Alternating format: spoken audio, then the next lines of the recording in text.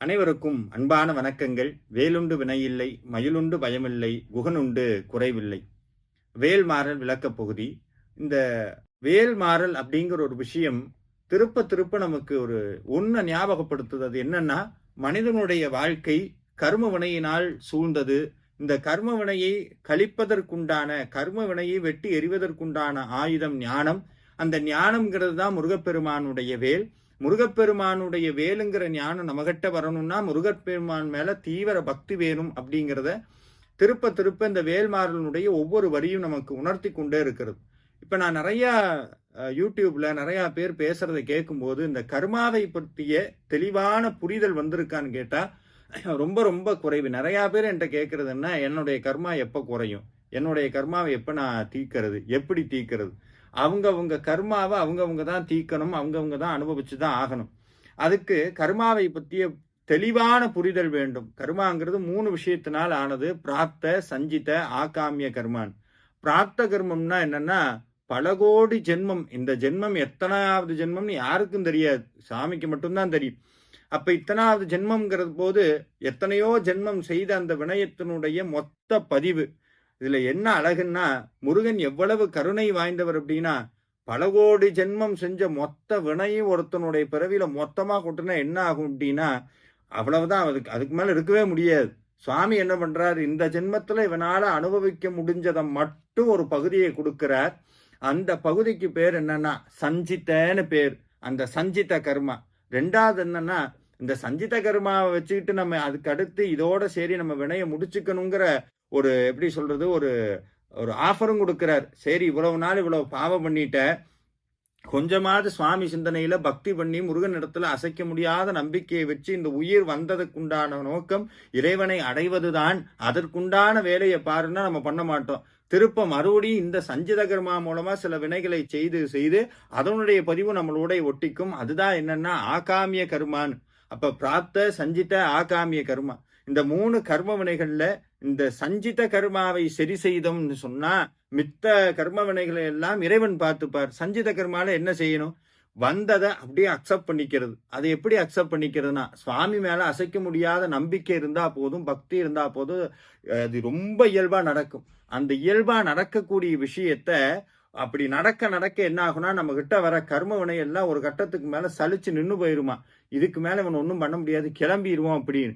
அதுதான் என்னன்னா, நம்ம வாழ்க்கைக்கும் நம்மளுடைய கர்ம வினைக்கும் முருகனுக்கும் நடக்கக்கூடிய போர்.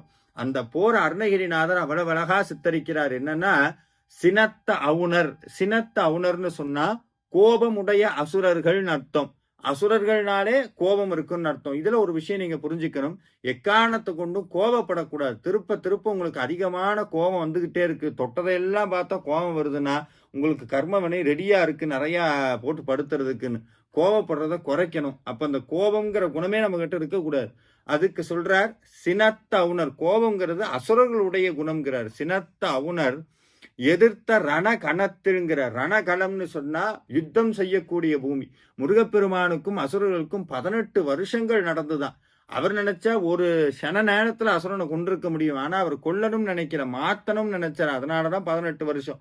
எந்த ஒரு விஷயத்தையும் அழிக்கிறது எளிமையா அழிச்சிடலாம், ஆனா மாத்தணும்னா ரொம்ப நாள் தேவைப்படும். அப்படி முருகப்பெருமானுக்கும் சூரனுக்கும் நடந்த அந்த போரினுடைய அந்த பகுதி எப்படி இருந்தா ரணகலமா இருந்துதான் சொல்றார். எதிர்த்த ரணகலத்தில். அடுத்து சொல்றார், தலையா கொட்டி கிடக்குதான். அப்படி கொட்டி கிடக்கக்கூடிய தலைகளை அருணகிரிநாதர் சொல்றார் வெகு குறைத்தலைகள்ங்கிறார். குறைத்தலைனா வெட்டுப்பட்ட தலைகள் சிதறி கிடக்குதான்.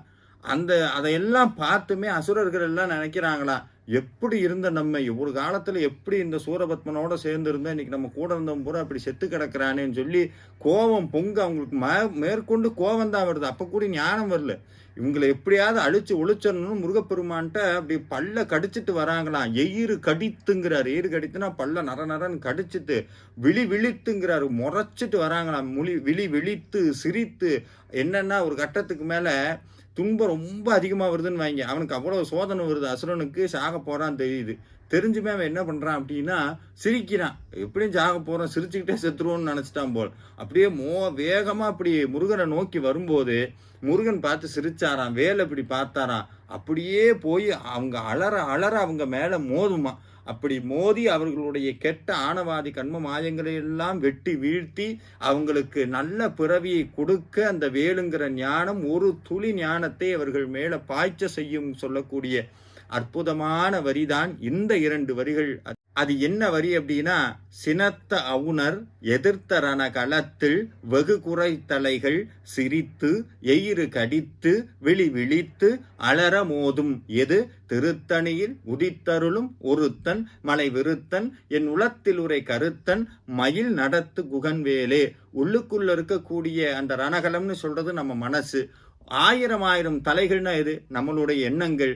ஒரு எண்ணத்தை கொள்றோம், ஒரு எண்ணத்தை திருப்பி உருவாக்குறோம். 1000 எண்ணங்கள் பிறக்குது, 1000 எண்ணங்கள் இறக்குது. ஒவ்வொரு எண்ணமும் நம்மளை எப்படியாவது வீழ்த்தணும், திருப்ப அந்த கர்ம வினையில இவனை போட்டு அமுக்கணும்னு சொல்லி பல்ல கடிச்சிட்டு நரநரன்னு வரும்போது அந்த கர்ம வினைன்னு வரக்கூடிய அரக்கனை முருகப்பெருமான்னு சொல்லக்கூடிய அந்த ஞான வேல் வீழ்த்தி அலற வரைக்கும் மோதி மோதி அந்த வினைப்பயனை எல்லாம் அழித்ததுக்கு அப்புறம் முருகனுடைய சிந்தனையே நம்மளுடைய மனதில் பாய்ச்சி ஞான வழியில் நம்மளை நடத்தி செல்லுமாம் குகன்வேல்.